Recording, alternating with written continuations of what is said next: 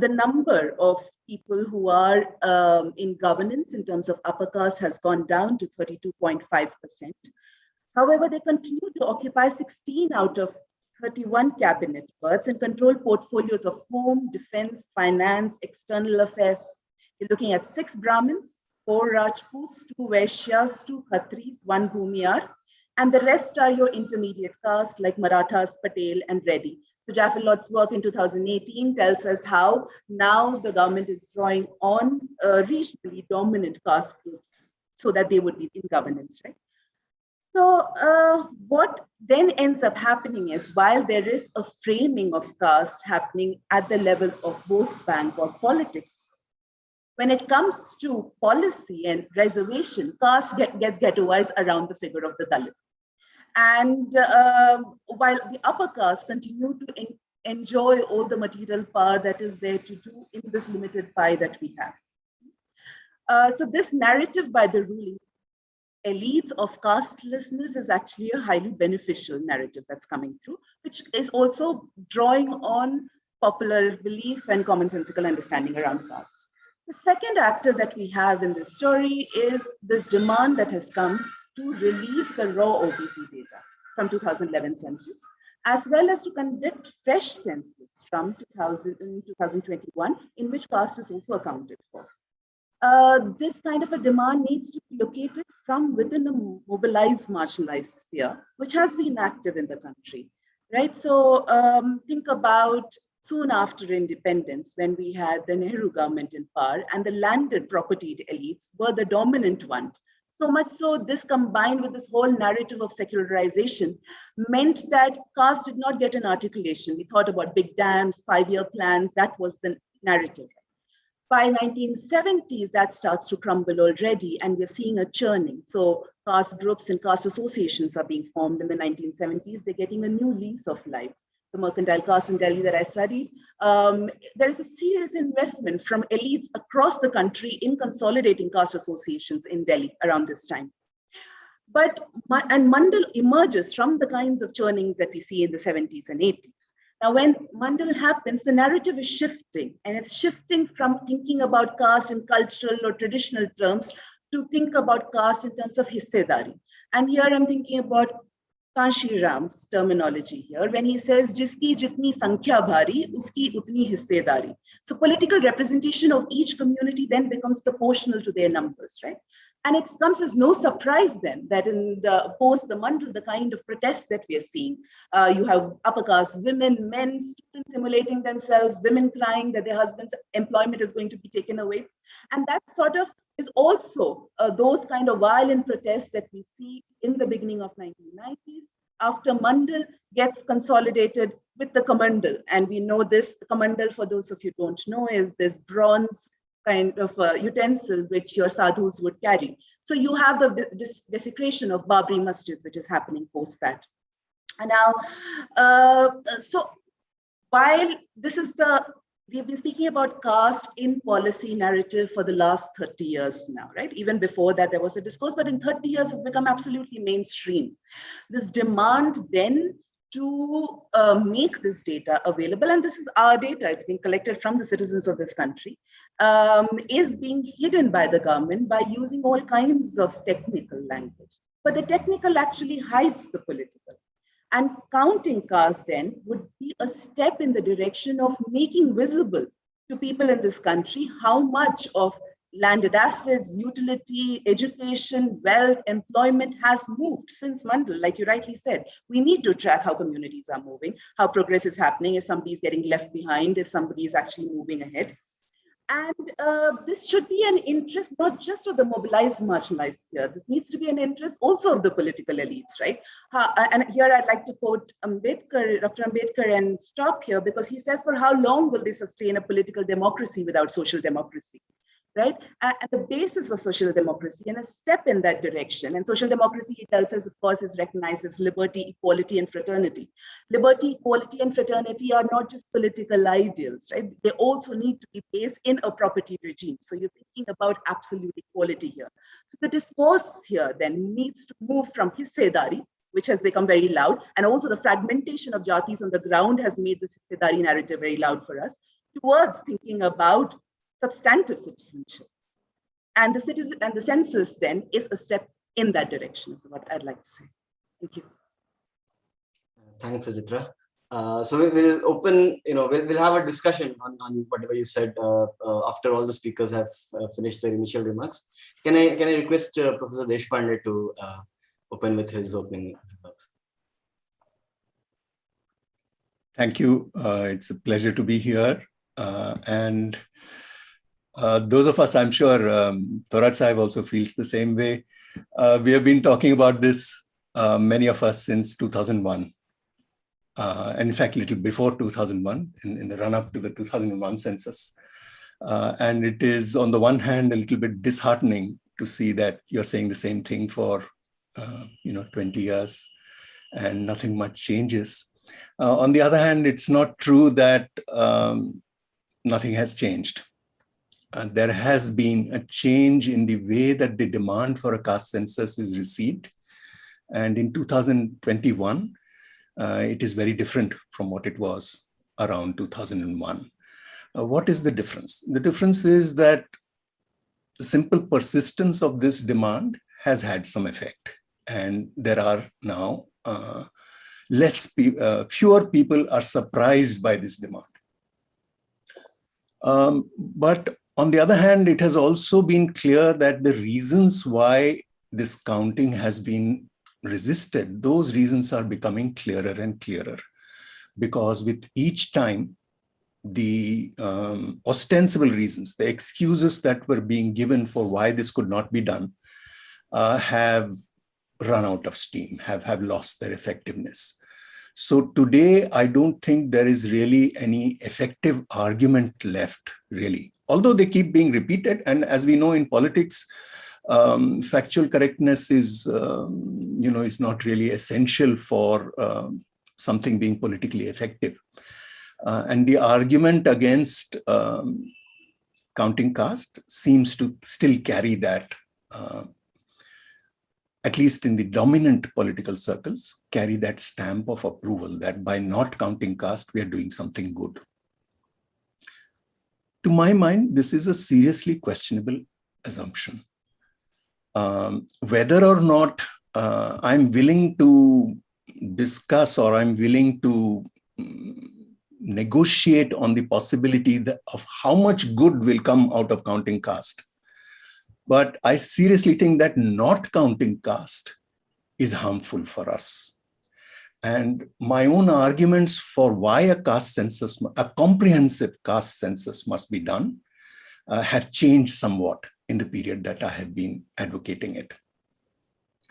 Today, I feel that, important as they are, the data for development argument for a caste census is no longer the most important one. Given that the asymmetries of caste have become only sharper, echoing what Dr. Ponnaiah was saying, much more so in the 21st century than ever before, caste, the meaning of caste has become truncated to effectively lower caste. So that we forget about the fact that if there is disadvantages due to caste, there must be advantages due to caste. And the production of the advantages of caste is not independent of state intervention, is not independent of the actions of the state. And least of all, a group of economists need to be reminded that the actions of the state are completely relevant when it comes to material benefits. For example, much of what is called the private sector depends quite centrally on public resources in many ways. All that I don't need to tell you. So in my opinion, the most important reason today, not the only reason, and not the only important reason, but the most important reason for counting caste today is that is the most sure way to head towards the goal of a casteless society or the annihilation of caste, to use Baba Sahib's words. Why is that? I say this is clearly a paradoxical statement because so much has been said about the census reinforcing caste identities, and there is historical evidence to show that this has happened in the past. However, the census has never been able to manufacture identities, as sometimes the literature suggests in its over-enthusiasm. The census has only strengthened what has already been present in the ground, on the ground as social movements. So it is not going to manufacture identities. On the other hand, not acknowledging one end of the caste spectrum is to disown the caste institution as it works. And it works in a relational form. If it works in a relational form, it has to have two ends. And if you only talk about one end of the caste spectrum, if caste becomes truncated to lower castes, and even worse, is thought about in the context of groups, needy groups, seeking state assistance with all its possible pejorative connotations in the neoliberal climate today, where dependence on the state is seen as somehow, a lack of moral virtue almost. In that kind of context, it's very, very dangerous if our idea of caste is limited to this. So the road to our ultimate destination of a casteless society can only be reached by starting out by, if every one of us acknowledges that we have a caste. And the census, to my mind, is an excellent vehicle for this, because it does not identify the individual. It anonymizes the individual, produces collective or aggregative facts that we can all look at. And at the same time, it underlines a social reality in a particular way. And if that social reality is seen to include the reality of the upper castes, I think it will be a step forward in the process of moving towards a casteless society. We cannot reach a casteless society by suppressing one end of the caste spectrum and acknowledging the presence of caste at the other end as well, where state assistance is happening in a completely different way from what we normally imagine welfare to be, is, I think, essential. And I think the census will really help in that. It will not be by itself, it will not achieve what I'm talking about, but it will be a big step in that direction. The data for development and the data to make our welfare programs evidence-based, and especially our social justice programs evidence-based, is also a good argument. But to my mind today, it is no longer, in my opinion, no longer the most important argument why we need to have a caste census. So in my opinion, the most likely consensus or most likely compromise solution that may come about maybe in 2031 or maybe 2041 could be, or somewhere along the way, could be to add an OBC count to the already existing scheduled castes and scheduled tribes are already being counted. We add an OBC count to that, and that will kind of satisfy most of the people who are making most of the noise. And that might be a political compromise that is worked out. To my mind, that will be a disaster for the project of annihilating caste. If we do not speak about the upper castes, we are never going to have a casteless society. And that's why a caste census that asks everybody their caste and gives them the option of saying that they have no caste, just as it gives us that option for religion, would be a step forward, not just a step forward. I feel that any government that has casteless society as a goal, and all our governments have professed that goal, must institute a caste census. I'll stop here. Thank you. Thank you, Professor Deshpande. Can I now invite Professor Thorat for his opening remarks, please? Okay. Good evening, Dr. Deshpande and Ishan Anand. Your first question was on caste census? Right. Yeah. Yes, we are taking opening remarks from the speakers. If you have any opening remarks, and then we'll go into question and answer. Yeah, but you had put 3 questions. That's what I'm saying. Yes. Yeah. Okay, let me then sort of express my thinking on the caste census issue, which and Dr. Satish Deshpande has very, very appropriately put in. I think I agree with him that he has sort of outrightly rejected the argument that the bringing the data on the caste will consolidate the caste. I think the argument by others is not correct. This was also the argument when Dr. Ambedkar asked for the reservation for the scheduled caste in early 1920s. There was a reservation for the Muslim, and there was a political reservation for the European and Christians and Anglo-Indian. And when he for the first time asked for the scheduled caste, similar question that asked that this will promote caste system. And the answer to this question by Dr. Ambedkar was that, which in a way indirectly Dr. Satish Deshpande has mentioned, is that there is already a caste system. There are already our social relation based on caste. And our political, economic, and social life is governed by the caste. Bringing out the figure of caste population and their economic status and other dimension will not consolidate the caste. It will really bring out the actual situation. Caste consolidation doesn't depend on data. There is already the caste system, the norms and the custom which continue to govern by the caste. It brings transparency, as a matter of fact.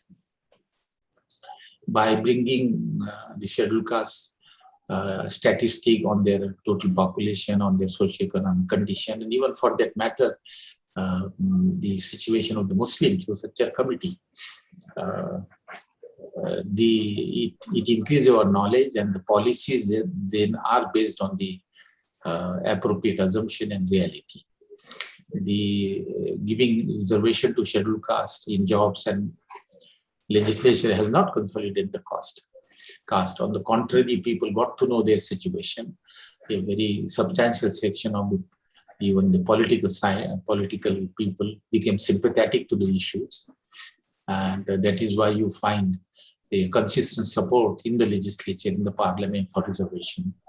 Every 10 years, you find an extension because people know what the situation is.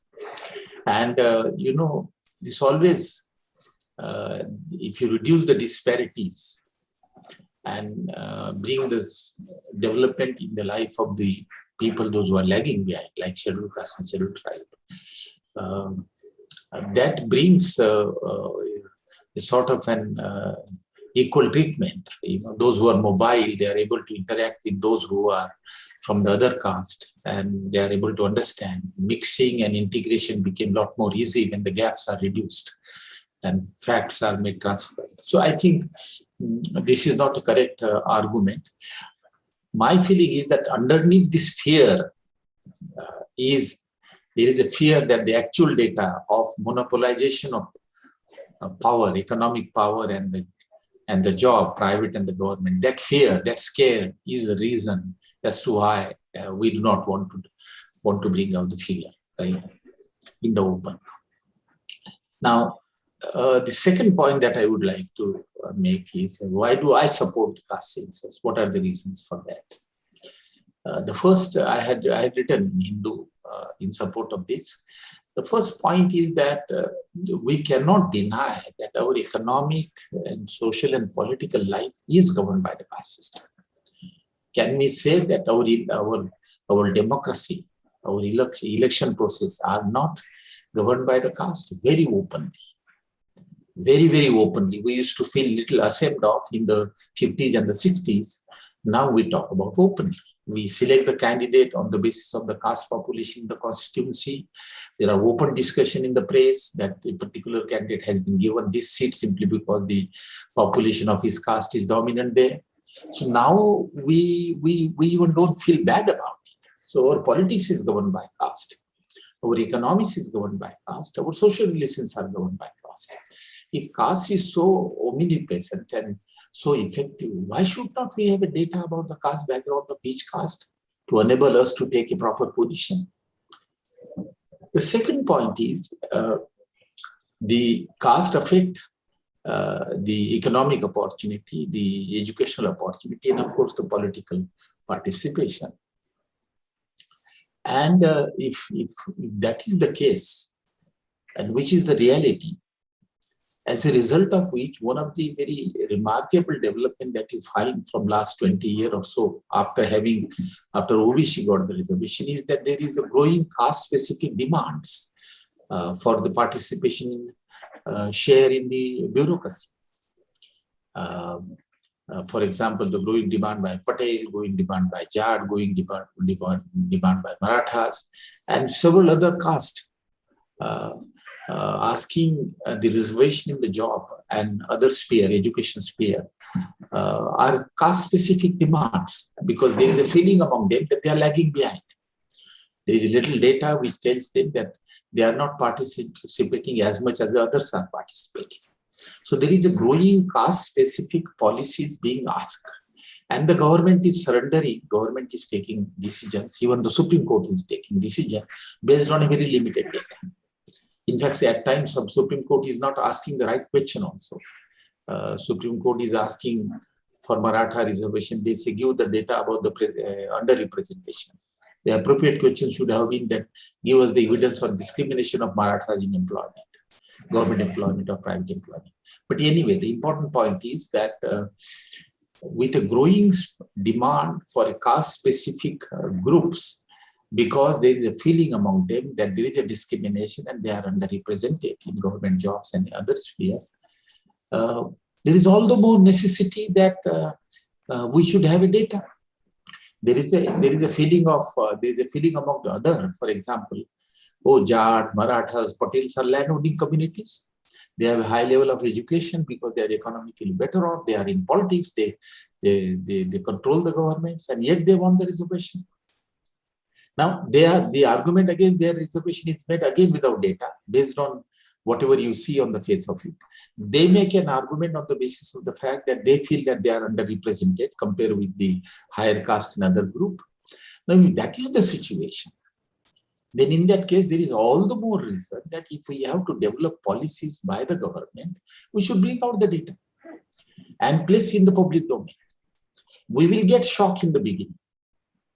We will get that some castes are monopolizing some in the business, some monopolizing government jobs, some monopolizing private jobs, some monopolizing the political space. Doesn't matter. That shock will come, but once that shock is over, we will get a very clear picture that who is occupying more and who is lagging behind. Irrespective of any prejudice, at least you will get to know that some castes are lagging behind, and they are lagging behind in some sphere, and they are reasonably good in other sphere. For example, OBC, the data will show that they don't lack in land ownership, but they perhaps lack in education, they lack in private sector job. The Jain or business community will show that they have extra share in the business, but they lack in some other sphere. So the handicapness or the lacking caste-specific less space will be very clear. And it is not necessary that if you are lagging in one, you are ahead in other, you need a reservation. What is important is that whether you face discrimination or not. Now, I want to make one point and take 5 minutes that sociologists also have not dealt with the issues, neither the economists have dealt with these issues. See, the caste system is such that except the high caste, highest caste, I don't name because people do not like naming the caste nowadays. Their feelings are hurt. So except the high caste, every caste suffers from discrimination. Kshatriya suffer from discrimination, Vaishya suffer from discrimination, Shudra suffer from discrimination, untouchable of course suffer from discrimination. And within this broad category, they also suffer, subcaste also suffer from discrimination. So caste discrimination in the sense of denying opportunity and right unreasonably without merit is faced by every caste, as a matter of fact, because that is the graded inequality and graded discrimination in the foundation of the caste system.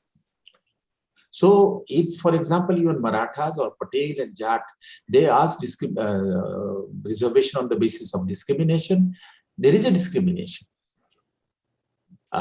Even Brahmin might say that they face discrimination in the enterprises and activity which are controlled by Kshatriyas or by Vaishyas. So discrimination is a very ubiquitous feature of our social order. Now, if that is the case, then the issue is, how do you decide the policies? The policies, my argument is that I have been giving a thought and I didn't find an answer to this question, but now I feel that if discrimination has a very disparate impact, and that disparate impact is that the discrimination lead you without asset, without land, without business, without regular salaried proper employment, with less education, then that discrimination is very, very, very having a negative impact.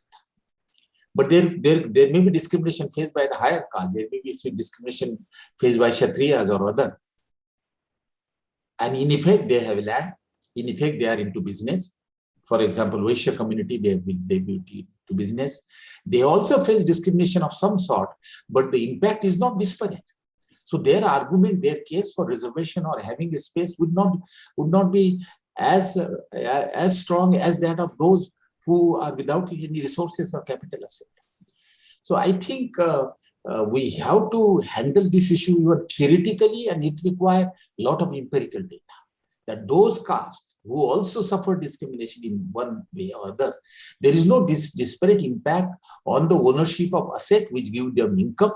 There is no disparate impact on education level. For example, you take Jain. I have seen the data of the enrollment ratio.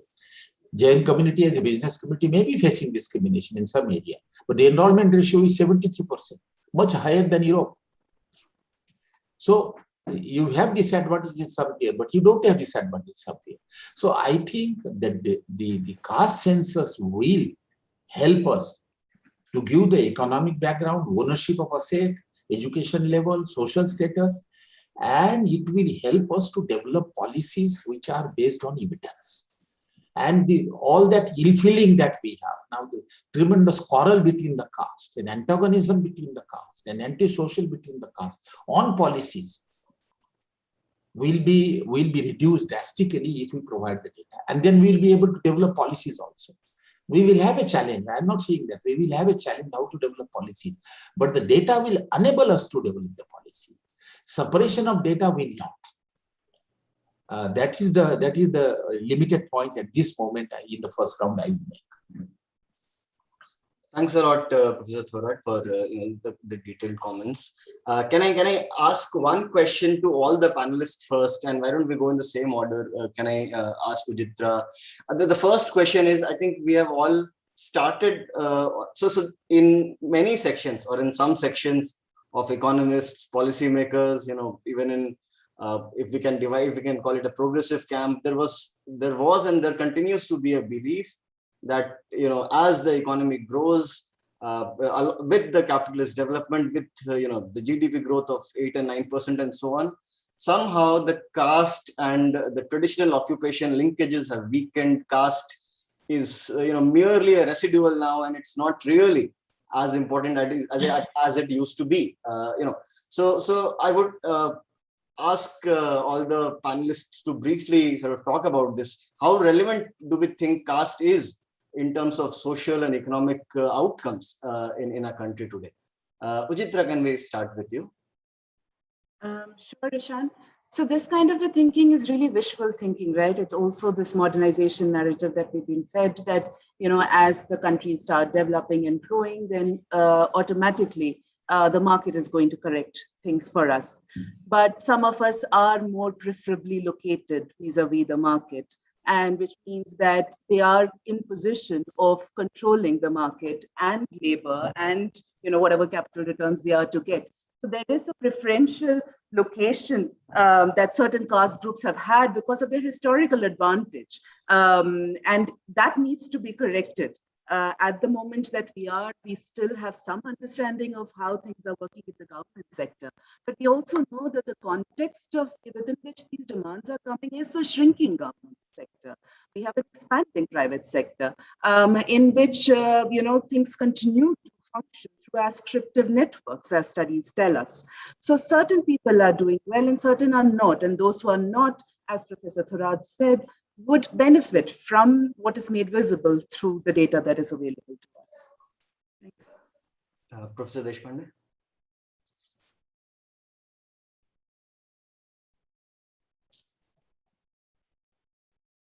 Have I been unmuted? I'm not sure. We can hear you. We can hear you. Okay, good. Yes. I think that in terms of believing that caste is becoming irrelevant and so on, impressionistic ideas, anecdotal ideas are largely ideology governed. And caste is a subject that has, in modern India, always been submerged in ideology. So there has hardly ever been an, quote unquote, outside. We keep invoking this outside, this non-ideological objective outside from where we can talk about caste.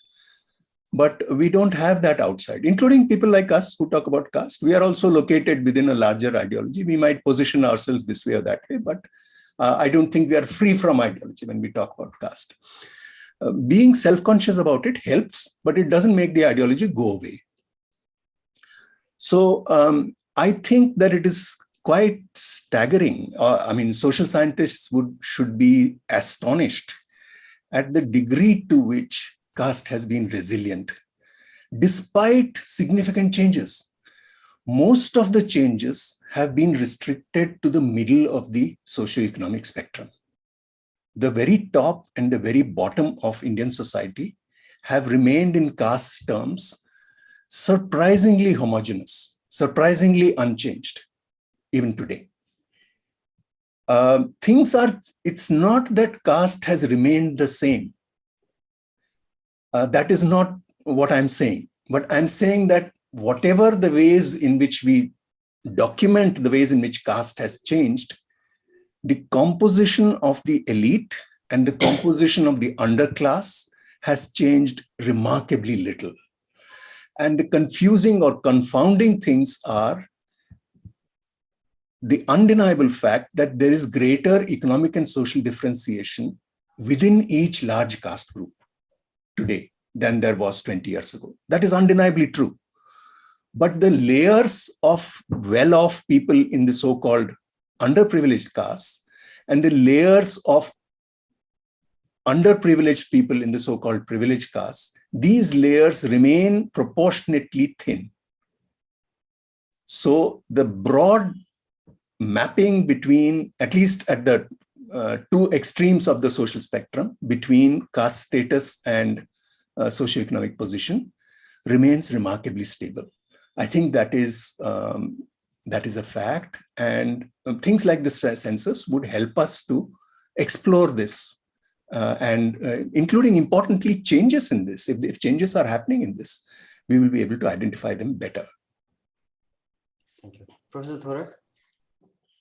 Yeah, thank you. It's a very important question that you raised, that the economic growth that is increasing income at a faster rate will result into the increase in the income of the poor and discriminated group, and also increase in the income or economic growth based on the market in the private economy will result into erosion of the discrimination, market discrimination particularly. This question has been examined in greater detail by the economist. The theories of market discrimination, which began with Gary Baker, then Arrow, and then Akraloff, and then William Darity, and all three of them are Nobel laureate, and they address this issue. Amartya Sen wrote a paper on social exclusion for the Asian technologies back. The prime question that they, of course, examine that what is the motive beyond discrimination, and all of they argue that some argued, of course, Baker argued that you derive a psychological satisfaction by helping the people of your own identity. So psychological satisfaction. But rest of them, and even Baker later argued that the economic motive is the major motive against discrimination, because you benefit materially, and of course you feel psychologically satisfied also by helping the person of your caste or religion or gender. But most important issue that they have addressed is that what policies will result into the erosion of discrimination. And Baker was the first one who said that, lack of competition in the market result into discrimination. So if you have a competitive market, then the market discrimination in employment, in business, and sale and purchase will wither away, because simply he's saying that those firms who discriminate and, for example, hire a white person with a low productivity and reject a black person with high productivity, his productivity will be less, his cost will be higher, and he or she will not be able to compete with the other entrepreneurs and will be run out of market, because other will charge lower price, discriminating firm will charge higher price. So he says just increase the competition. But the experience has proved that the American economy, which is highly competitive economy, despite the fact that it is monopoly and oligopoly, that this racial discrimination, gender discrimination, ethnic discrimination is rampant. So now all seems to agree that the competition and economic growth doesn't altogether remove the discrimination in the market. Of course, it has one aspect which helped to reduce. For example, in India, or in USA, generally, if you go to the market, your identity is not known, and the cost is too high to know your identity and then make a sale and purchase or give a bank loan. So to a certain extent, the national market and competition help to reduce discrimination, because to identify the identity of a person and then take a decision accordingly, it is too costly and it is not possible. So in certain sphere, it happens, But in actual practice, in hiring labor, in undertaking a business, sale and purchase, and in education, and in other market, the identity plays an important role. The caste plays an important role, religion plays an important role. So the competition doesn't allow, or growth doesn't allow you to reduce the discrimination. Therefore, all of them, Akilov and others, came with a solution that no, you require an intervention. First thing, that you require a law against discrimination in the market, and the law only gives protection, but more importantly, that you will have a policy which will give fair share to those who deserve.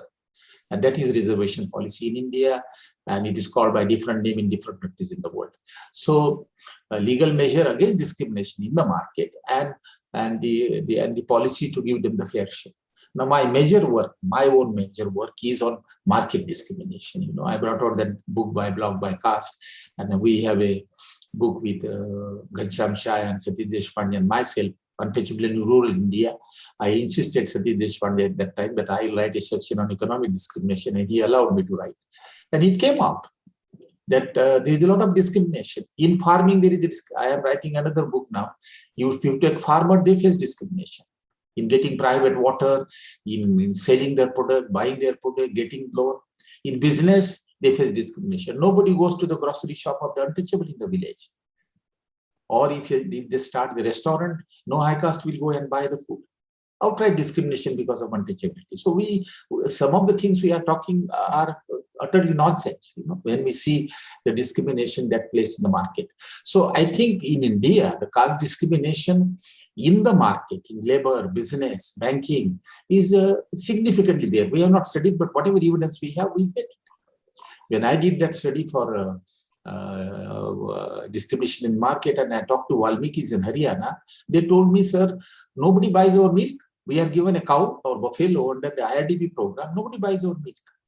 Even the cooperative society, milk cooperative society, when they wanted to buy the high caste, I won't name the caste. They opposed that if you buy the milk from the Valmikis, we will not sell you the milk. So the economic discrimination is rampant despite 9% growth, 10% growth, and despite competition. So I think the answer to your question is that no, Growth by itself will not eliminate discrimination. Competition by itself will not eliminate discrimination. It will reduce in certain sphere where the identity of a person is not known, but otherwise it will be remain there. So you require policies. The private sector require policy. And I argue with the private sector between 2003 and 2005, when we argued for a reservation in the private sector. Initially they refused, but then they realized when we gave the evidence that you don't respect merit alone, you also respect the caste and the religion and the region. And therefore they have taken an affirmative action policy, except the reservation in job. Sorry. Absolutely. Thank you, Professor Thorat. Yes, you're absolutely right. I mean, and now that the growth story has waned away, and with the pandemic and the recession, and we know that the impact would be absolutely disproportionate, and some sections would be hit much harder in terms of job loss, education loss, income loss, so on and so forth. Yeah, Ishan, I would like to add one point. Sure. On the chat, I have seen that somebody asked, because you might say that I am avoiding. He said, "Does religion matter?" Yes, religion matters. My feeling is that there is a huge discrimination of Muslim in employment, and therefore the percentage of Muslim in the self-employed business is very high because they face discrimination in regular salaried market. Their proportion in the regular salaried market in private sector is much lower. So religions as a caste matter, religion also matter, gender also matter, ethnicity also matter, region also matter. We are taking regional policies. My own state of Maharashtra is saying no, we will have a job only for Maharashtra. Karnataka say we will have a job only for Karnataka. There may be an argument and reason for that, but we are taking position that there is a discrimination on several bases. Sorry, please. No. Thank you, Professor Thorat. So, Professor Thorat, I'll continue with you and ask you one question. The government of India in the affidavit, so it says that, look, it is just not possible to count caste. It is so complicated. We don't have the resources. Our enumerators are not trained, will not be able to count caste. How do you respond to such arguments? Counting caste? You have a common household schedule. You require one column. What is your caste and subcaste in religion? Where does the expenses come? I don't understand. With the regular census in a household schedule, if you add one question, what is your caste and subcaste and religion? That's enough. There is no additional cost at all. Professor Deshpande, can I ask you a question? So, there's an argument. First of all, it is being treated as an OBC-led demand. And the National Backward Commission, the first National Backward Commission, in fact, also said, they also made a case for including OBCs. But, there is an assertion that there is no universal ranking of jatis in India anymore. And hence, even if we collect data, it will not provide any meaningful analysis. So basically, it is an unwarranted exercise. It will be a waste of everybody's time. How would you respond to this? Nobody is interested in ritual ranking anymore. Nobody cares. Yeah, absolutely. It is a question of what kind of hold do you have on material resources, particularly public resources? That is the central question. So public resources your access to public resources is not only in the heavily ideologized and hyper-visible form of subsidies or welfare programs. It is also in ways in which the state does not collect what it should be collecting from you. So all kinds of, negative subsidies, so to speak, where taxes are not collected, invisible subsidies, are not tracked. And this is not only a question of caste, although in India, material benefit very quickly comes to be tracked by caste. But this is the point. The point is that it is not only the so-called welfare-dependent, reservation-seeking people, groups who have benefited from the state. Others have benefited tremendously from the state in ways that are not made visible in the same way. And a very small beginning will be a caste census to simply get people to admit that there are things, there are identities called upper caste, which we know in every other sphere, right? When it comes to marriage or when it comes to other contexts, we are very clear what our caste is. And if census is able to collect the most difficult data to collect in the census and in any major socioeconomic survey today in India is occupation data. The vast majority of Indian people have several occupations. They have to have several occupations. So you collect information on something that for an average person or average respondent will be changing 3 times a year. You're doing 3 different jobs in the year. So can you imagine how many thousands of occupations there must be in terms of enumeration? So all this talk of it being difficult to collect data is, I think, completely fake today. And we have the big danger, yes, the big danger is unwarranted aggregation. But with digital data collection, we can have costless, reversible aggregation. So you make a mistake, you reverse it because you have your original data. So I don't think the technical arguments against counting caste have a leg to stand on today. Ujitra, could you come on the same question, and also if you want to talk about a little bit on the experiences that you've had, let's say in South Africa, again a country which is so unequal, but somehow different countries do take into consideration the identities. They're able to count it. For some reason, we have not been able to count it for the last 70 years. Would you want to? We would love to hear your comments on this.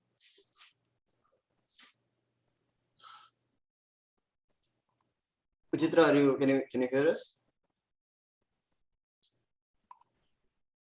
She is mute. I think we have lost her. We may have lost her.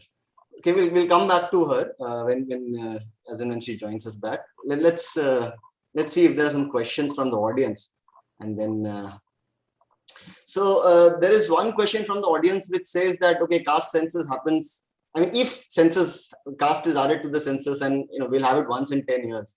But in the meanwhile, can we ask for annual caste-based disparity reports from corporations, organizations, private and public, particularly in the organized sector, so that we know, what kind of hegemony certain groups have, and is there a way forward on this? Can we get corporations to release data on caste diversity?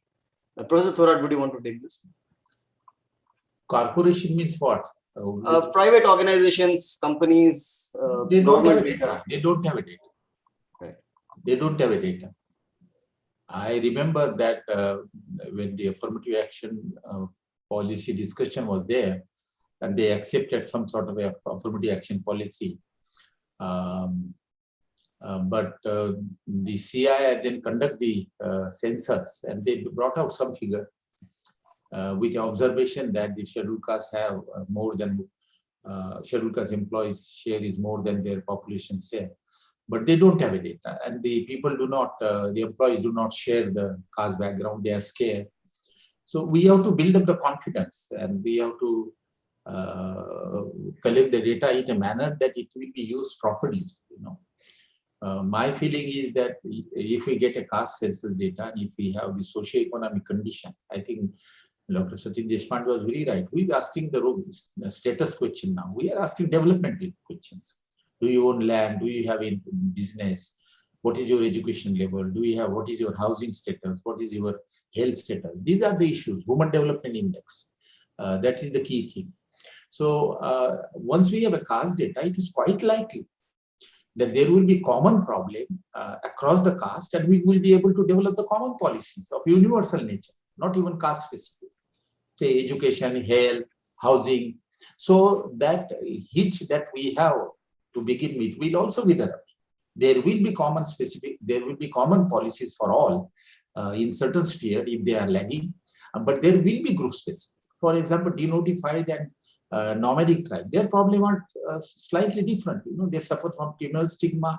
They also, their major problem is that they don't have occupational stability. So you will develop a separate policy for them. For scheduled tribe, for example, landlessness is not the problem of scheduled. 44% of them own land, but the productivity is low and poverty is highest. It's a riddle that they have a land and the poverty is high. So we can develop policies, tree cultivation, fruit cultivation, whatever. While the scheduled castes are landless and they suffer from untouchability, others do not suffer from untouchability. Because of untouchability, they face economic discrimination. So, we will have a combination of a general policy which will build up confidence among all that yes, this policy is for everybody. But there will also be a group-specific policy to address the group-specific problem. So there won't be any grudge. The grudge will be less that yes, they have that problem, it needs to be addressed. Muslims have some specific problem, it needs to be addressed. Women have some specific problem, it needs to be addressed. That is not the problem of others. I think it will help quite a lot.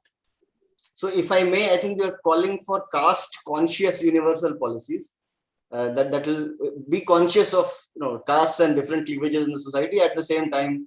No, I'm making a simple point. Get the caste data. Based on the caste data, you have a development indicators. First, have an analysis of development indicator, Human Development Index, per capita income, land ownership, industries, education, housing, health, and all that. We get the way we collect for the national sample survey. So we know the Human Development Index of each of the castes. And then we go to the causes. That what are the causes? And then we develop policies. There are some castes who may have a high proportion of land ownership. They are into business. Their income is good. Their educational level is good. But they feel discriminated because they are the middle caste. But we can tell them that your capability is such that discrimination doesn't matter. You are in political power. You are economically better off. You are in business.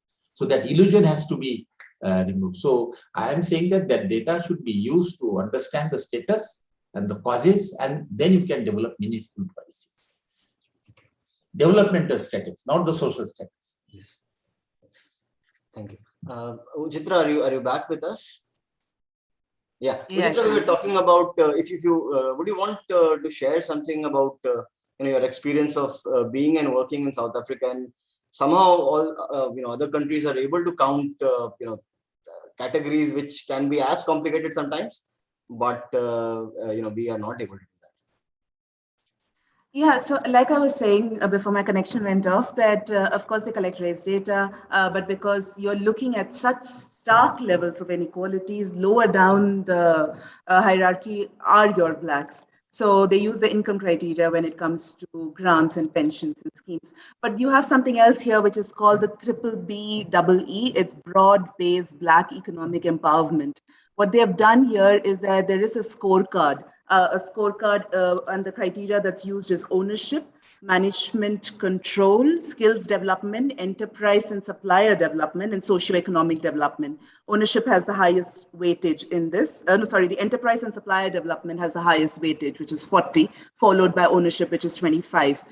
So companies need to get a BBBEE certificate in order to get deals, right? So this is one way in which they've tried to deal with what happened during the apartheid and the fact that the Black businesses did not benefit or that they were left behind, especially when it comes to procurement. Because a lot of small Black businesses are the ones who are going to help with procurement. So the higher your rating on the BBBEE scorecard, the more chances of you being in business is there. But of course, this is the broad overarching thing, which sounds good, but there are lots of loopholes here. There's also arguments that this is a program which has been thought about during the time of transition from apartheid to democracy in '94 by the white ruling class. But the studies are ongoing, and the center has also been working on this to see how effective it has been. Other than that, in terms of affirmative action, you have something called the Employment Equity Act here, which ensures that, so even when we were hiring at the center, if you're going to have, say, a Black woman or a white woman, both of them have the same skill sets and they're equal, the transformation agenda will tell you that you need to hire the Black woman. So, and this is also done in parts of the private sector. But how much of this actually, this is about once you're in the same room and then you end up being equal, but how much of there is reservation in order to help you be equal is a question mark. And I'm still learning. The constitution here is quite, sounds really progressive, but the way it's been materialized on the ground has lots of loopholes. Professor Deshpande, there is a comment which is asking, what do political parties have to fear? Why are they not taking up the main ones, the dominant. Yeah, before I come to that, if I could just add to what Dr. Poneya was saying. In South Africa, they have, when I first went there, I was really struck by this phrase they have, I'm historically such and such. So they'll say, I'm historically Indian. I'm historically colored, in terms of the categories, which is a response to, I'm talking about university people and so on, obviously not in the. So this is a response to the dilemma of, on the one hand, wanting to acknowledge inequalities based on race, and on the other hand, wanting a race-blind society. This is the standard dilemma, right? So what I'm saying is that having a caste census where everybody declares their caste anonymously, as individuals, our individual caste is not going to be published anywhere, right? In fact, it is illegal for any non-anonymized census data to be published. So it would be a way for us to say, I'm historically such and such caste. Leaving open my attitude to that caste identity. Am I proud of it? Am I ashamed of it? All that can be set aside. We just need to know what is your historical identity? How does it map with material resources today?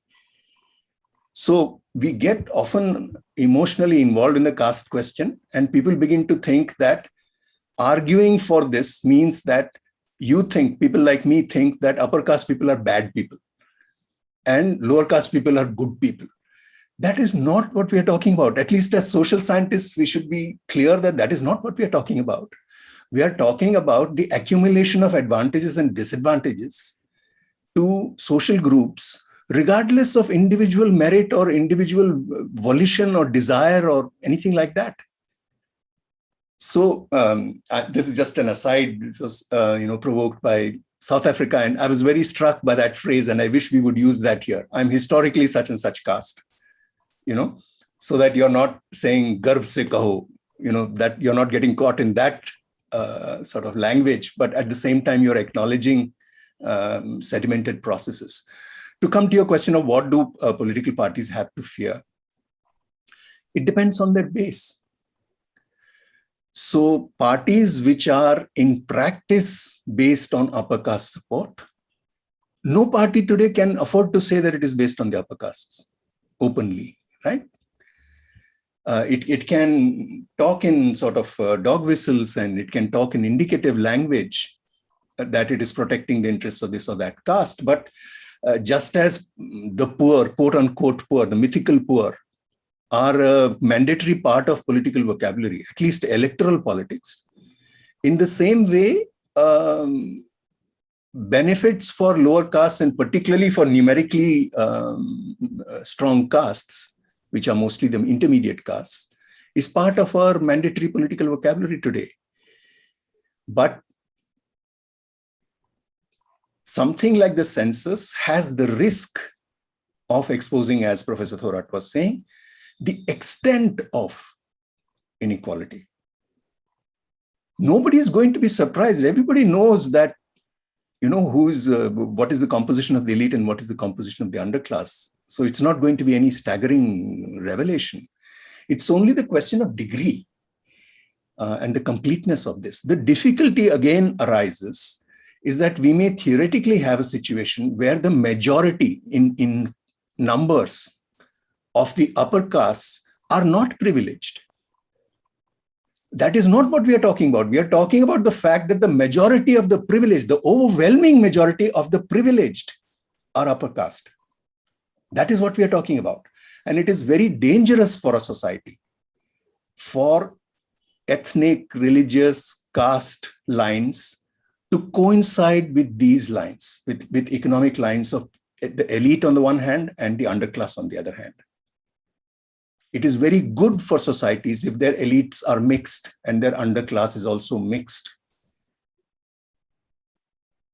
And what something like the caste census threatens to do is to reveal the extent to which this is not true.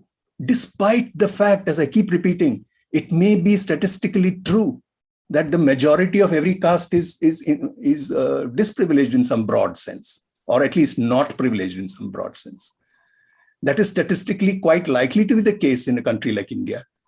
But what we are talking about is the composition of the elite, the social composition of the elite, not the class differentiation of groups. So as long as the social composition of the elite and the social composition of the underclass remains socially homogeneous in caste terms, it's a very dangerous situation for society. And that is what we should be first identifying, acknowledging, and then beginning to address in whatever way we can.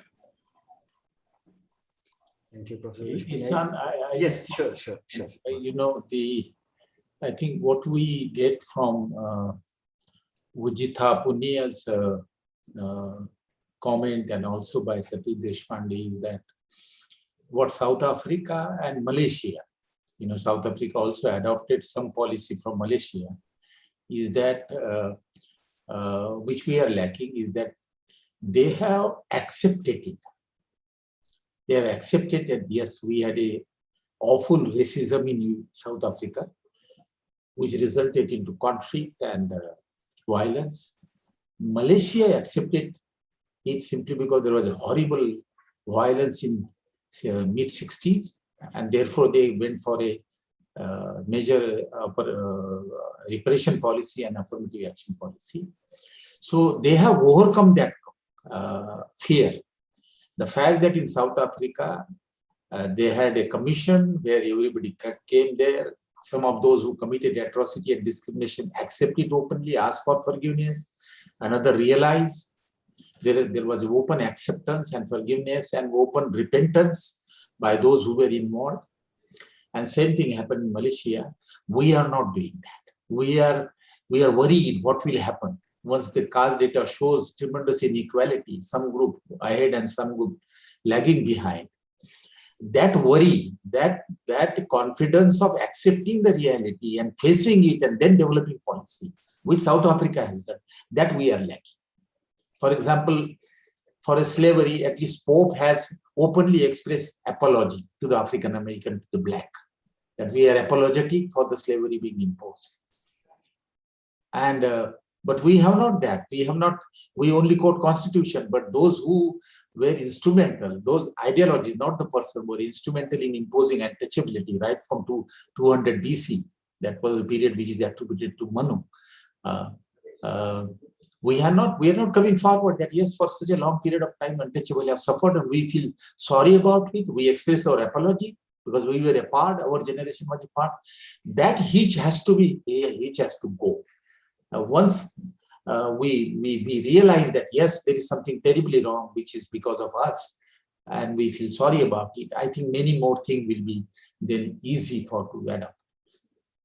Absolutely. And I just want to add one line. I mean, this is in a way a race moment after what happened in the US. And we see, Indian cricket team players taking a knee against racism. So we have had, a lot of discussion. Yeah, we have probably had more discussion on racial injustice and oppression than, let's say, at that level, than on continuing caste-based oppression and exclusion. I think we are moving towards an end. We'll just have closing remarks if speakers want to, add a brief closing remark, and then we'll move towards a conclusion. Ujitra, would you want to start? I think what I want to say here is that it is a critical juncture for us. We moved from the world's largest experiment in democracy to an ethnic democracy. And it is a worrying time. It is a worrying time, as Professor Deshpande has also expressed, because we are seeing consolidation of wealth according to caste lines, and while the lower classes stay the same. This is a question of inequality. So caste in 21st century, like my speakers have spoken about, it's not about ritual, it's not about status, it's about materiality. And from that materiality emerges one's life opportunities. We know that in countries which are highly unequal, what ends up happening is individuals have to fall back on families in order to have their life opportunities that they can have instead of depending on the state. What it ends up doing then is strengthening the role of the family. And to sort of end it all, we know that identities reproduce on the bedrock of gender.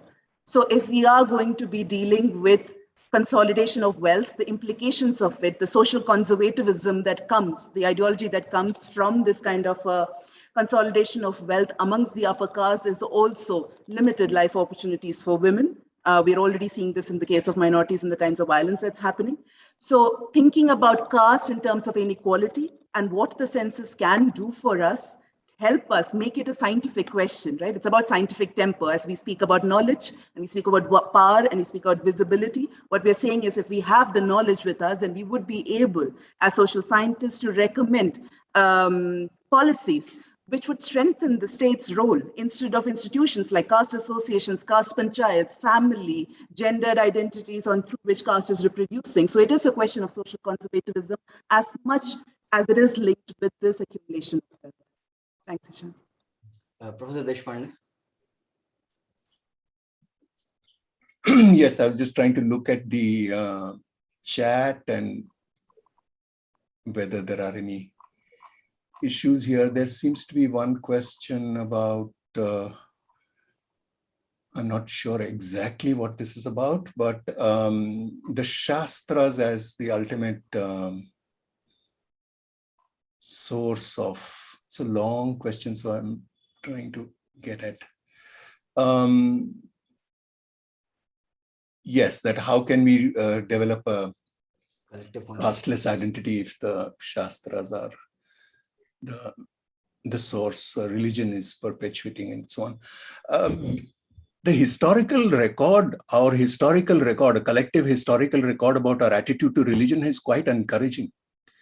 If you study the record, and if we are talking about Hindu religion, since those are the Shastras in question, we have taken, collectively Hindus have taken a very pragmatic approach to the Shastras. In the sense that we invoke them when they suit us and when they are in keeping with the direction in which we are going, and we reinterpret them when they are not going in the direction that we. Just to take one example for you to think about, by far the most polluting thing in ritual terms a person could do is come into contact with the bodily fluids of another person, particularly a person of a different caste. This is exactly what a surgeon does. And who are most of our surgeons? Would we say that the job of a surgeon, or even physicians, many physicians have to come into contact with? We have been pragmatic about it. There is no conflict between being even a Brahmin and being a big surgeon. So you could have countless such examples. So I'm saying that historically, not just in Hindus or Indians, historically people have been very pragmatic in their response to religious scriptures, as they have had to be. If we had been living by scripture, leave alone any particular religion, every scripture is an old scripture. And so much, the world has changed so much since then. So I'm saying the same attitude has to be followed. And many political leaders have said it. Not only Baba Sahib, but Gandhi has said it. Various people have said it. Gandhi most provocatively perhaps, but if the Shastras are not in agreement with moral principles, then we don't believe in those Shastras. That's, it's possible to say that. So I don't see that as a major issue. Although it keeps being invoked, and yes, religion remains a very volatile political subject, and developing modalities to talk about religious issues is always a sensitive thing, and it has to be done carefully. But I don't think we are condemned by our religion in any sense. We are condemned by our Shastras to be forever this way or that way. We have not been, and there is no reason why we should continue to be. I hope that addresses that question. Are there any other questions? If you know of any other questions that I have missed out, then please tell me and I'll try and quickly address them. Otherwise, I mean, the only other question I can think of that we have missed is why can't the government ask the organizations to give a caste diversity report? I mean, Professor Thorat said that they don't have the data. So probably that answers that. No, Ishan, there are questions at the end. So Anshul has asked a couple of questions. If you can take those are the questions which haven't been answered. Could you read out? I mean, I don't think I... Sure. So the questions are, these are Anshul's questions. One is, what do the speakers have to say about Ambedkar's idea of weightage-based representation and how he never wanted proportion to population-based ratio? He believed in effective representation and not population-based reservation. So I'm continuing, let me first finish. So if Ambedkar never wanted population ratio-based reservation, how justified is the idea of OBC reservation as being Hindus? They only consolidate Hindu majority and limit the SC/ST representation to the stipulated population. And that makes the SC/ST ineffective, as they then are not in a place to influence the state, since they will always remain a minority. So that's the question. I hope I have, this is the, yeah, yes, that's it. That is Anshul's question. So would Professor Thorat like to say something? Or? Yeah. Let me also make final observation. You know, I agree with Ujitha that the issue is inequality. Inequality between the lower caste and inequality in the higher caste. There is a question in the chart that those inequalities are reflected in the ownership of wealth, in income level, in poverty, malnutrition, health and education. So there is an issue of intercaste inequality of a very high proportion. The issue is the following, that we have a capitalist system, private economy, and the private economy has its own dynamics which creates inequality and therefore state autonomy. But we are concerned here whether the caste discrimination, which involve denial of equal opportunity to the lower caste, particularly the untouchable, OBC, and some religious group. But that is religion-based discrimination. Whether the caste discrimination still persists, and whether that discrimination then denied equal opportunity to the lower caste, their chances are considered on the basis of their caste identity rather than merit. If that exists and the caste discrimination then result into inequality and unequal opportunity, we have to address that question. The second is that the exclusion and denial of equal right in the past for last 2000 years, that has an outcome today. If there is more landlessness among the scheduled castes, if the scheduled castes are less literate, if there are less of them own entrepreneurships and they lack citizenship right, which others enjoy, that is because of the impact of the discrimination that was there for last 2000 years or so. So there is an impact of the earlier exclusion, there is an impact of continuing discrimination, which result into inequality and lower standard of living and other indicator of human development for scheduled castes. We require caste census to know two questions. One, what is the human development and progress of each of the caste based on the data? Second, to what extent the discrimination in the present, past we can very easily see. If there is a high landlessness among the scheduled castes, is the past impact of caste discrimination. If 94% of the scheduled castes are landless in Punjab, that was because the act was passed in 1901, where untouchable were not allowed to own the land. So we know that legal and otherwise, we know the impact of the past discrimination, but we have present discrimination also. So if we know the development index, and we know the causes in terms of the caste, we can develop policies. I think this is a important, but a very, although it is a limited purpose, it's a very important purpose of the caste census. Persistence of caste discrimination has roots in your caste norms that you practice. Whether to what extent it has a root in Hindu Shastras, it's another matter. But you can see that in recent years there is a demand, very indirect demand, to bring back the old principle of governance to the government. You know, the youth from Bihar going to the Red Fort, to the India Gate, and asking to replace the constitution by Manusmriti so openly, and some of them are asking that our governance should be based on principle of one particular religion. So I think there is an issue of Shastra, there is an issue of the ideology based on certain religions, but that we keep aside at the moment. The limited purpose should be at least that the role of the caste and the policies. The last question was, I just forgot, what was that question? Rohit has asked, that was related to? The question says, if Ambedkar never wanted... Yeah, I understand, I got it. No, that question is wrong. Ambedkar says proportional, population-wise and caste-wise representation in politics for all the caste. There he opposed that we should not have representation in the legislature based on the caste population that might consolidate caste politically. But Ambedkar never said that your job in the government service, in the private sector, in the business should not be in proportion to the population, because share in proportion to the population is indicator of at least fair participation. But in the politics, he thought that for all the caste, he's talking of all the caste, not for scheduled caste and scheduled tribe. So he had his own reservation on that. Thank you, Professor Thorat.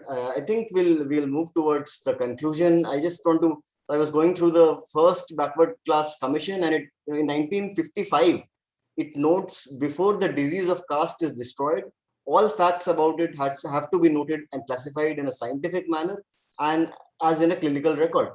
So this was something that was being talked about in 1955. We are still talking about it, as Professor Deshpande said, but I think we have also made a lot of progress in the sense that we now do have data available, and excuses are being made on why the data cannot be released. But surely, hopefully, we'll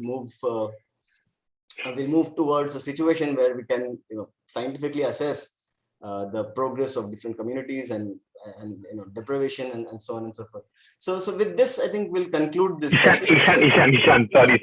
There are certain issues which have been raised. So if there is no pressing thing, just one question perhaps which has not been answered. I'm really sorry, which is on the OBC bill. What is your take on the OBC bill? Was it done to divert the caste census debate, because the bill only enumerates the OBCs, keeping the general category intact? And was it done to co-opt the OBCs? Sorry, I think by and large, other than that, it's covered. So OBC bill, anybody, Professor Thorat, would you want to, or Professor Deshpande, any of you, Ojitra, OBC bill was... I can say a few lines on the OBC bill. From my understanding of it, earlier you needed to get the president to sign off if you were going to add new communities to the OBC list. Now it allows the state government to do it, and they said federalism. UP has already added 30 odd new caste communities to the OBC list, but we do not know how they've done it, why they've done it, what data they based it on. So there is definite churning, and the government seems to be very cognizant about what's happening in this sphere politically for at least votes.